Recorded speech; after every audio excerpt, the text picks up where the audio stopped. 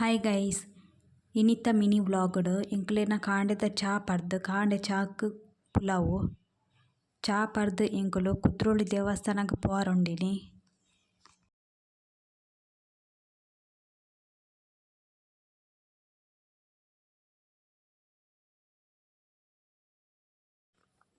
ದೇವಸ್ಥಾನಕ್ಕೆ ಪೋವಾರ ಪಿದರ್ದು ಪೂರ ಆತುಂಡು.